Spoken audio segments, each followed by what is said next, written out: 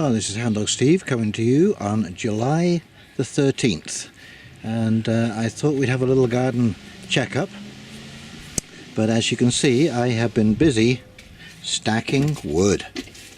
There you go. We're getting pretty close. I've got about one more cord to come, and then I will have my winter's wood ready to go. So this is a very dry garden update. It has been so unbelievably dry. We haven't had rain, any significant rain anyway, for at least 6 weeks. Now I am watering in the greenhouse here, and the peppers are doing really well. The grapevines now have just taken off now that they've settled in, and I actually took a cutting from lower down there and just popped it into a box with the worm castings. And what I usually do is I just dip that root into root stimulator, and I'm hoping I can get a cutting off that and get that going. And oh, these little hot peppers, I can't wait for them to start ripening up.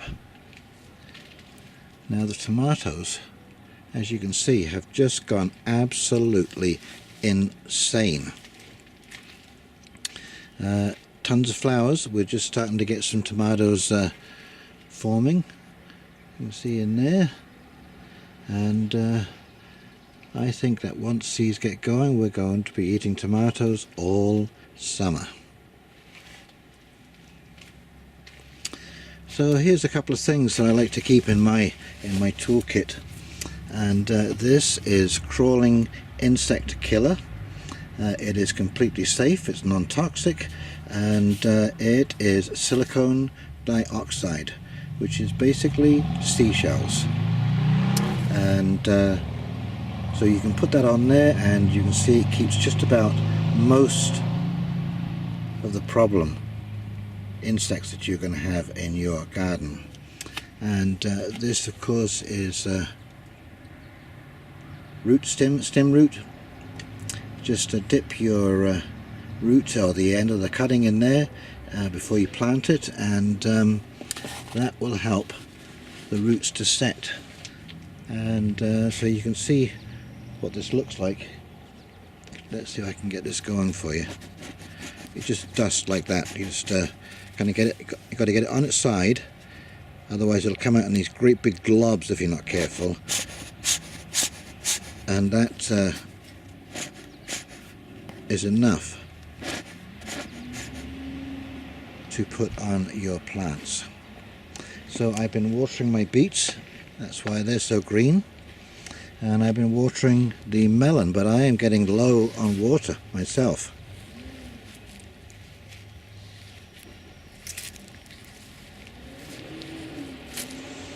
Now I've just been cleaning up the kale a little bit. I've been watering it too, and now it's got a little bit of earwig damage. This is what earwig damage looks like. This there you go. They just chew holes in those leaves, and they're good at it. And anyway, I've been putting some dust on these, but it is hard to control. It is so dry that these insects are just going for anything that has moisture in it. Even I pulled out all my lettuce. The lettuce started to bolt, and even if it didn't even rot down. It's just dried on the garden.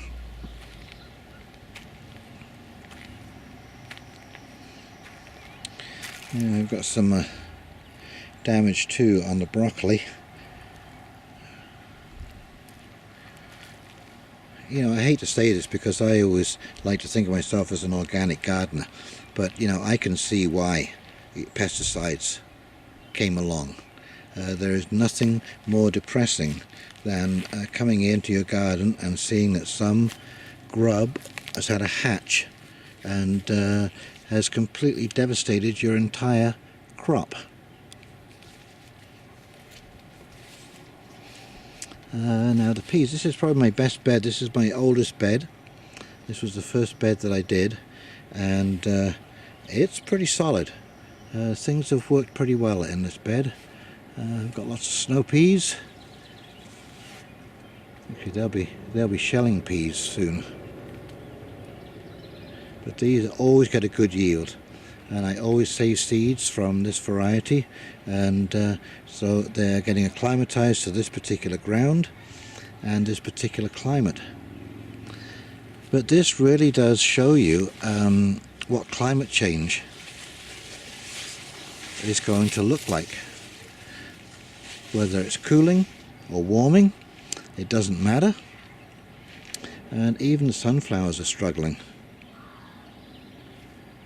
But I'll tell you what isn't struggling is the Canadian daylily. This is an indigenous daylily, and you see it all over the place in the countryside, and it has been through all kinds of conditions, and so it knows how to survive. Of course, the asparagus is over now and ferning out. You've got to let your asparagus fern out. It has to finish this cycle.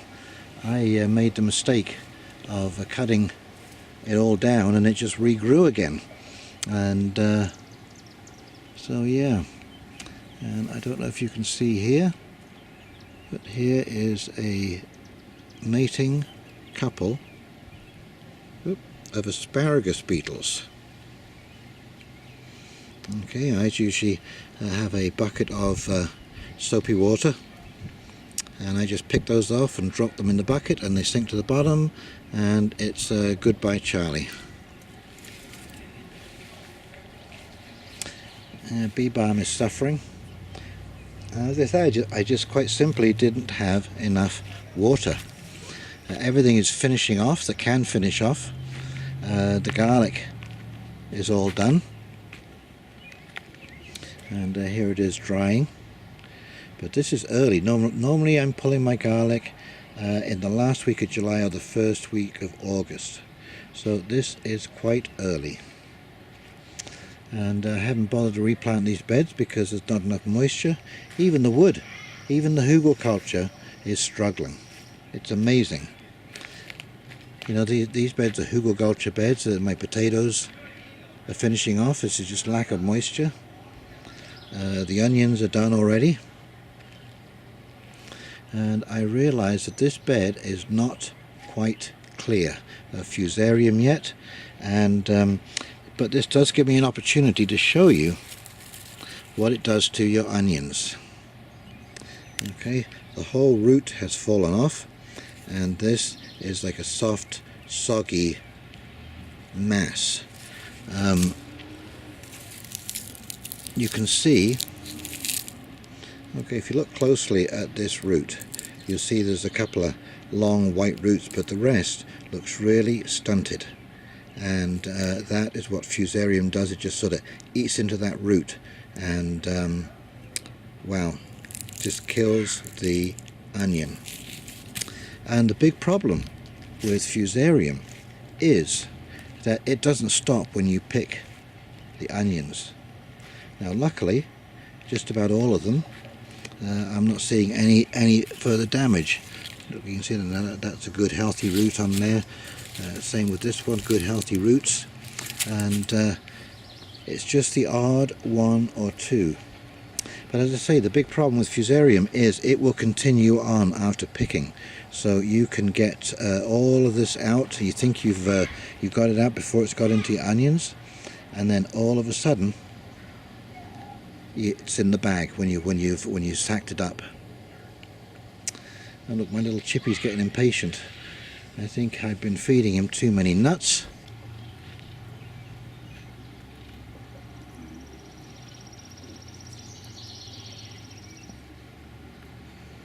He knows they're there.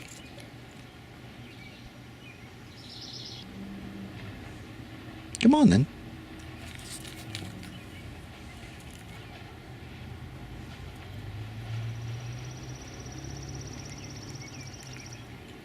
There we go.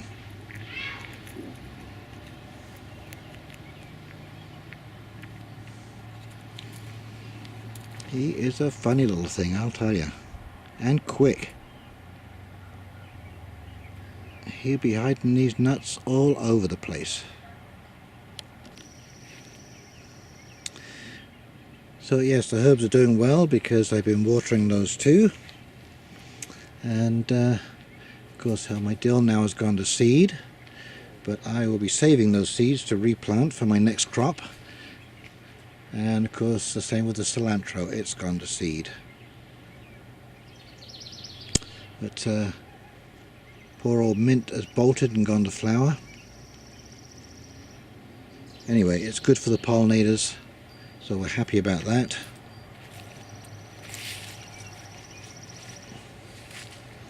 Now, believe it or not, I have been getting actually quite a good crop of potatoes. I've just been digging them up as I wanted to eat them, and each plant has got around about 8 or 10 smallish potatoes, you know, maybe I don't know, 2-3 inches in diameter.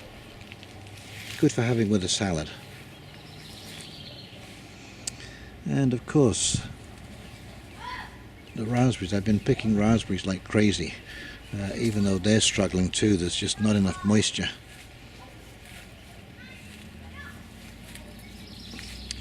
But nice crop.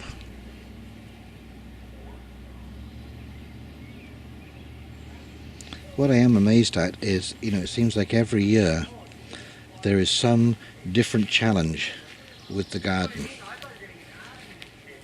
Whether it was the fusarium, or too much rain, or not enough rain. You can see life as a farmer is not as easy as it looks. And so I'm kind of glad that I've had all these years prepping me up, and I think the answer is, the only thing I can think of to this kind of situation is I've got to get that well dug out and start using it to water the garden. Or at least put it in my containers, and you know, maybe I'll get a weeping hose system set up. But this just shows you, this is Climate Change 101. This is the sort of thing we're going to be looking at, anomalous weather. And you know, next month, August, could be just the opposite. It could be cool and wet. You know, just when the farmers are wanting things to finish off. So be prepared. Be prepared for these changes.